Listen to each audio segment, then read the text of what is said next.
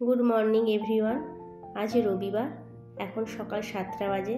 তো ঘুম থেকে উঠে ফ্রেশ হয়ে চলে এলাম রান্নাঘরে। এই সবার জন্য এখন ছোলা বাদামগুলো ভাগ করে দিচ্ছি আমি। প্রতিদিন রাত্রে এগুলো ভিজিয়ে রাখি, কিন্তু আমার শাশুড়ি মা এগুলো খান না।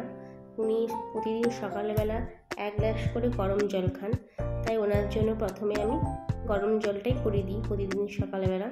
তারপরে ওই দিকে দেখি আমার মেয়েও ঘুম থেকে উঠে পড়েছে, তাই ওর জন্য তাড়াতাড়ি করে দুধটা বসিয়ে দিলাম, কারণ ও সকালবেলা প্রতিদিন দুধ দিয়ে মুড়িটাই খায়।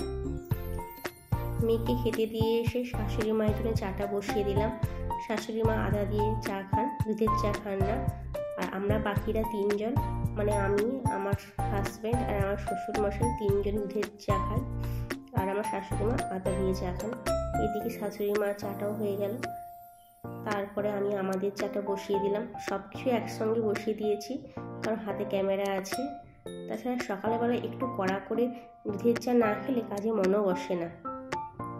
তো এই ধারে আমাদের চাটা হয়ে আসছে, আর ওই ধারে মেয়েকেও বলে দিয়েছি যে উপরে চলে যেতে, পড়তে বসতে। এবার বিস্কুট দিয়ে চাটা আমি খেয়ে নিই। এই ধারে আমি উপরে চলে এলাম, ওই ধারে মেয়েকে পড়তে বসে দিয়েছি। ওর পড়তে পড়তে আমাকে স্নান করে পুজোটাও সেরে ফেলতে হবে, কারণ ও 10টার সময় আজকে ড্রয়িং স্কুল আছে। প্রতিদিন সানডেতে ড্রয়িং স্কুল থাকে। তো আমার এই ধারে স্নান হয়ে গেল। আমি সূর্যদেবকে জল অর্পণ করে দিলাম। প্রতিদিন সকালে স্নান করে আমি সূর্যদেবকে জল অর্পণ করি। তারপরে এই গাছ থেকে ফুল তুলে নিচ্ছি, ফুল তুলে পুজোটা সেরে ফেলবো। আমার এই ভিডিওগুলো কেমন হচ্ছে আমি সত্যি কিছু বুঝতে পারছি না। কোনো কমেন্টও আসছে না যে খারাপ হচ্ছে কি ভালো হচ্ছে, তাই বুঝতে পারছি না। আমি একাই ভিডিও করছি, তো তাছাড়া অত ভালো ভিডিও করতেও পারি না। মাঝে মাঝে মেয়েকে বলি একটু ভিডিও করে দে, তো ও তো ছোটো, অতটা ভালো ভিডিও করতেও পারে না। তাই যেটুকু পারি, যেমন পারি তোমাদের জন্য ভিডিও করি আর ব্লগ বানাই, তোমাদেরকে দেওয়ার চেষ্টা করি।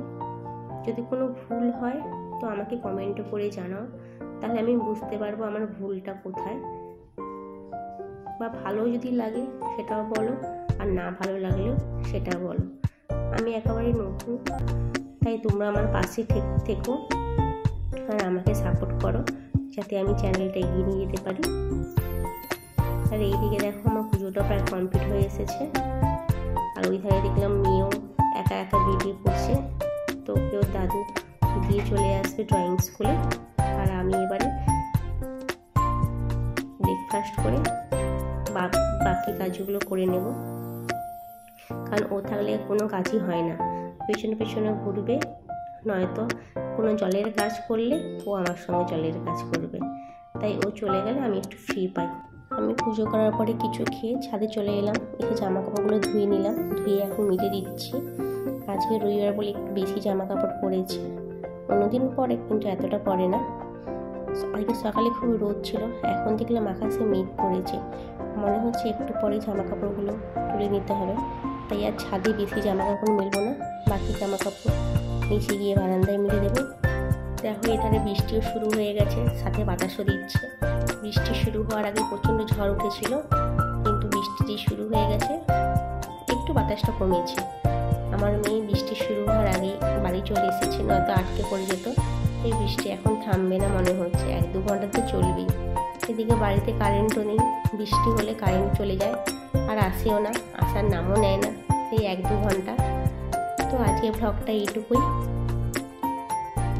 ভালো লাগলে লাইক করো, ভুল হলে কমেন্টে বলো, আর চ্যানেলটিকে সাবস্ক্রাইব করে রেখো। দেখা হচ্ছে নেক্সট ব্লগে। ততক্ষণ তোমরা সবাই ভালো থেকো, সুস্থ থেকো।